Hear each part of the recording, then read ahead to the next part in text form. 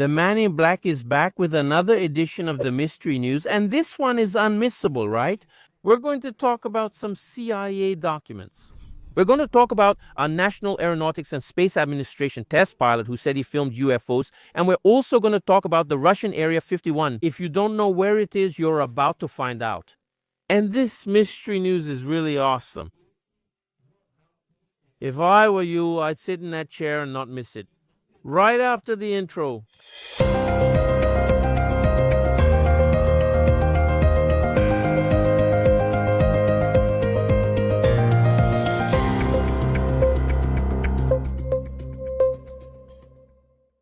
The first news is about a video of a metallic sphere that was filmed by the United States Air Force.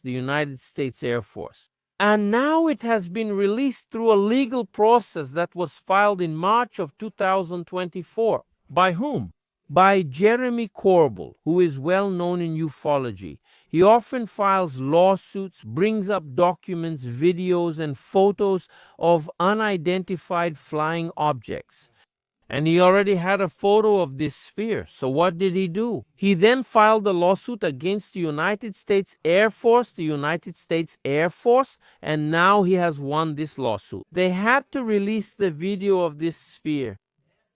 It's known there as the Mosul orb, right? The Mosul sphere. And this video was obtained in 2016, in April 2016, in Mosul, Iraq, and it was footage taken by a twin-engine MC-12 reconnaissance aircraft. And who released this some time ago? It was the documentary filmmaker and investigative reporter Jorge Knapp, together with Jeremy Corbell, on a podcast called Weaponized. That was in 2023. So he had already released the image, and now we have this image in video, right? Which had to be released, but he didn't stop there. He will continue filing other lawsuits against the Air Force and other departments to obtain additional data regarding these official recordings. So we'll have to wait. But one thing is certain, this footage of a metallic sphere adds even more mystery. It adds a little enigmatic touch to these videos of spheres that are being produced in various parts of the world, right? So there was the Burga sphere, Colombia, the Hambo sphere. There was some spheres filmed in China, in England, in Brazil, in France, in several places. They're being filmed out there. What's going on? We'll have to wait. Let's wait. The second news is about a National Aeronautics and Space Administration test pilot who saw and even filmed unidentified flying objects. And National Aeronautics and Space Administration hasn't released those recordings to this day. Who is this person? His name is Jose Albert Walker, right? Test pilot for National Aeronautics and Space Administration. And it is said that on May 11, 1962, he stated that his job was to detect UFOs during his flights with an X-15, right? An X-15 aircraft. He had already filmed at that time 5 or 6 UFOs during his record flight at 80 kilometers altitude. That was in April 1962. And that was the second time, right? He filmed those UFOs in flight. What happened? During a lecture that took place in Seattle, Washington, he said that he observed those objects and filmed them. But this event, right? It became known as the Second National Conference on the Peaceful Uses of Space Research. And he said something really interesting. I'd like to put it on the screen now, open quotes. He said the following: "I have no desire to speculate about them. All I know is what appeared in the film, which was revealed after the flight. So far, none of these films have been released to the public," right?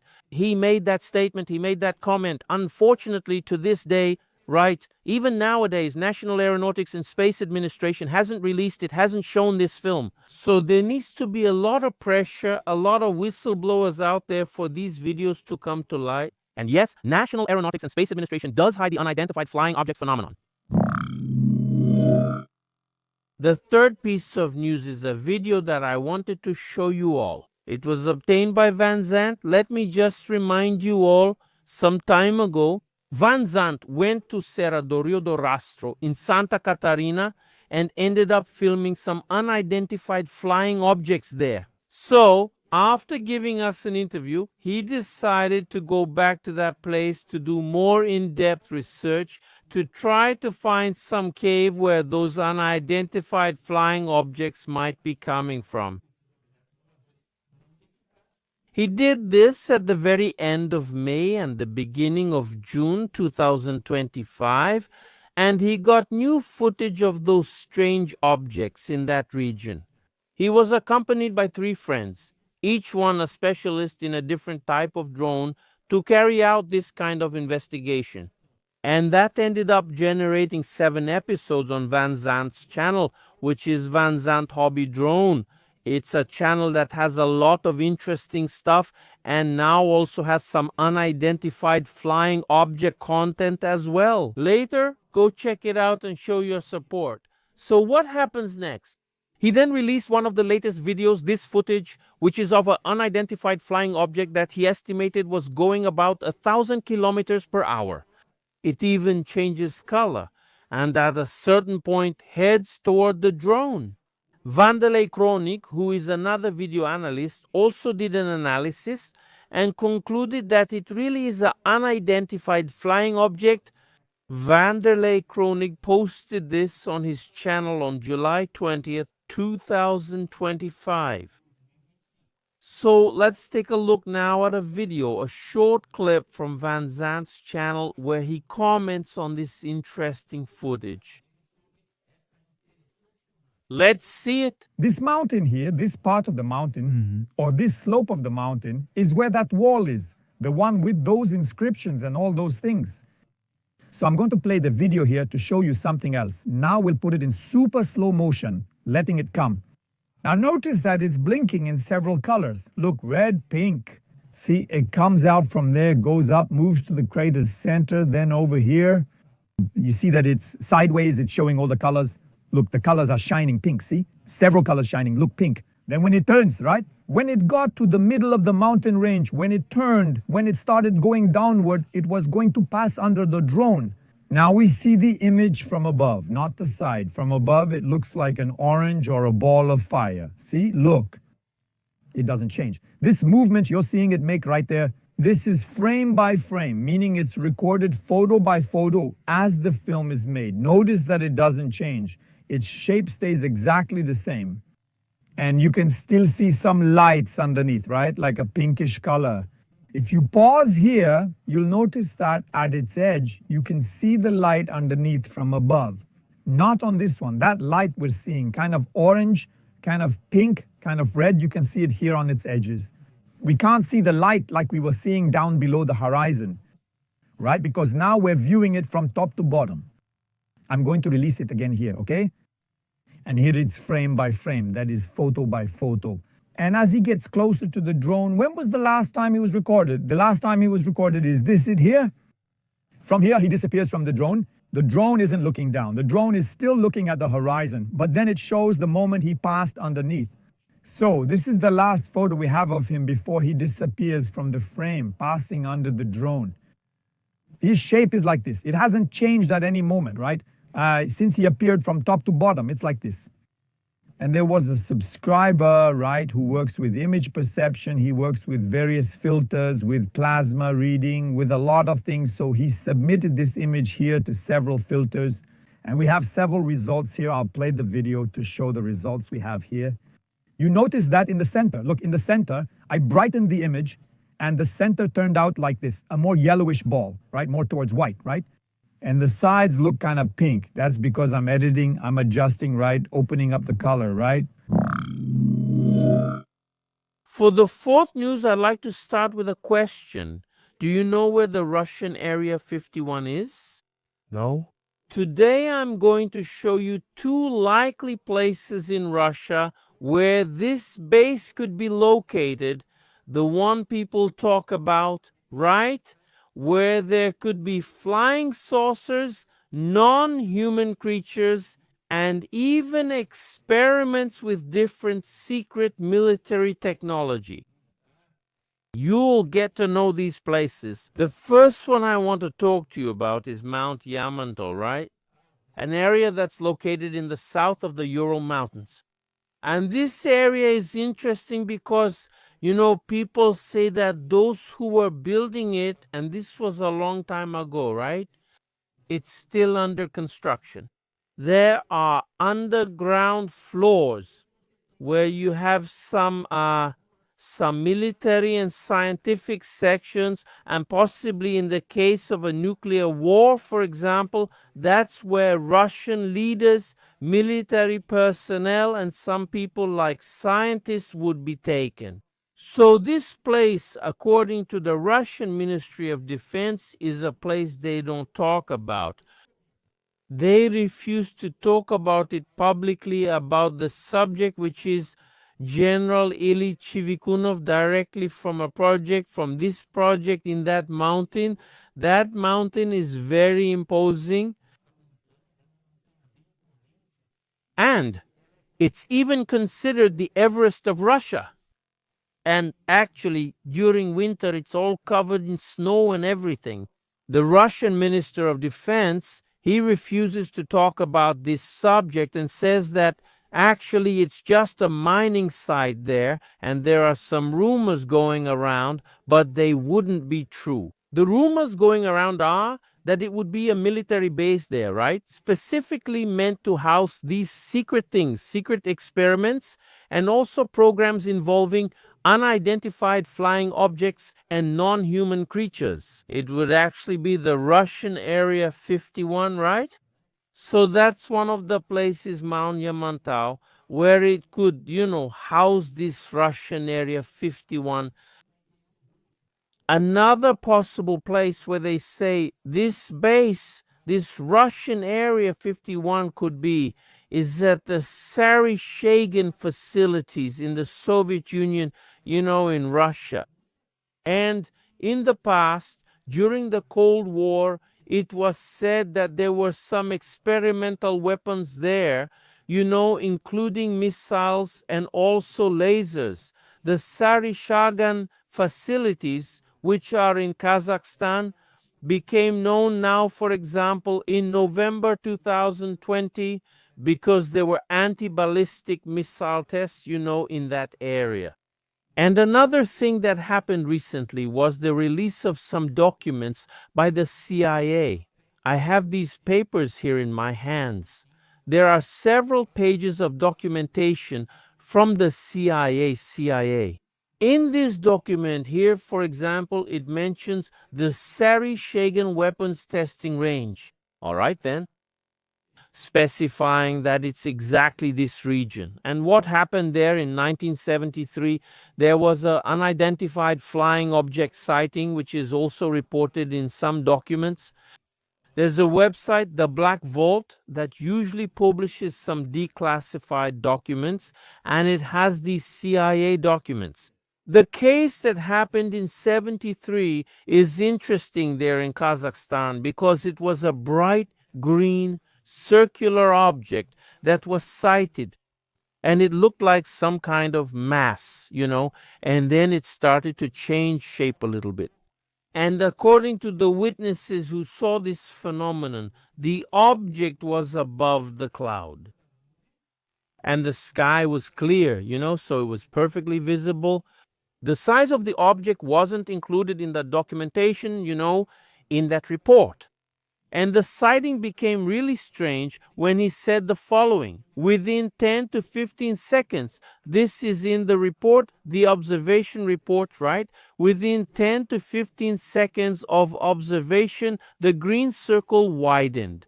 So it widened, and in a short period of time, several green concentric circles formed around that main green object. And in a few minutes, the color disappeared. He says there was no sound, and it was like a kind of explosion, but without sound. And that this was associated with the phenomenon, right? That's what this document from Newsweek says. Right. So the CIA released this document in 73. It's also an area that could potentially be a kind of Area 51 in Russia. It's either this region or that other region in the Ural Mountains. If I had to bet on one of the two regions, I'd pick the Ural Mountains because it's a big mountain. It's the Russian Everest. So possibly it's also in a strategic region. Possibly Area 51 is there. And maybe in the other one, they do some tests, some things that attract the attention of unidentified flying objects. The fifth and final news is explosive because it brings a video of a non-human creature, and the whistleblower, who is a former Army and intelligence officer named Edward Kate Abbott, said that the film, which was already known in ufology as Alien Skin Bob, would be an authentic film.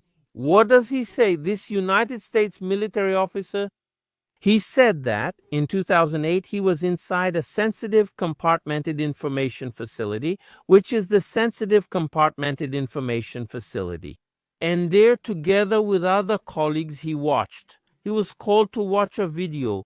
Then everyone was left speechless, in silence, watching a creature very similar to the Greys with those black eyes. At a certain moment, this creature also blinks. So it was an impressive video that marked his life, and since he is also a visual artist, he ended up making a painting where he depicts this creature he saw in the video inside that military intelligence installation of the army. And what happens? Making an association with the Skinny Bob video, he said that's exactly what he saw. And then this video that's been circulating on the internet for some time now, along with other KGB videos, because it was supposedly leaked when there was the fall of communism. This video surfaced and began circulating on the deep web. Many analysts tried to analyze it to find out if it was authentic or real. No one ever proved that it was a fraud, nor did anyone prove that it was something real. But when he watched this video, he said, that's what I saw. So if we consider that he really saw it, Abbott, this military man, Edward Abbott, saw this video, and it's a video of a real non-human creature. This is the first time we're reporting and stating that this video you're seeing is of a non-human creature related to the unidentified flying object phenomenon. So this is historic in ufology, and it's that thing. We can't prove that this is, unless in the future a longer or more detailed video of this being comes to light or documents, then we'll have absolute certainty. But it's up to each person to believe or not in the words of Edward Kate Abbott, right? Who said yes, that this video shows a real and non-human creature. This video is impressive because the creature blinks at certain moments, right? And you can also see the breathing expanding through the black clothing. You can see these beings breathing there. That would be very difficult to fake, to do some kind of trickery. Especially because this footage was estimated to be from the period between 1941 and 1969, although it was probably made in the 1960s, right? And at that time, there was no computer-generated imagery, no artificial intelligence. So it's a film that's really impressive and still raises a lot of questions, right? But should we believe it or not? You decide.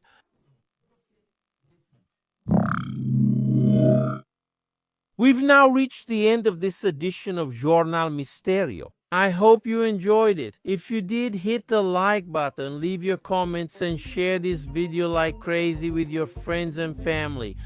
And until the next edition of Jornal Misterio, where we'll bring you more news from the mysterious world.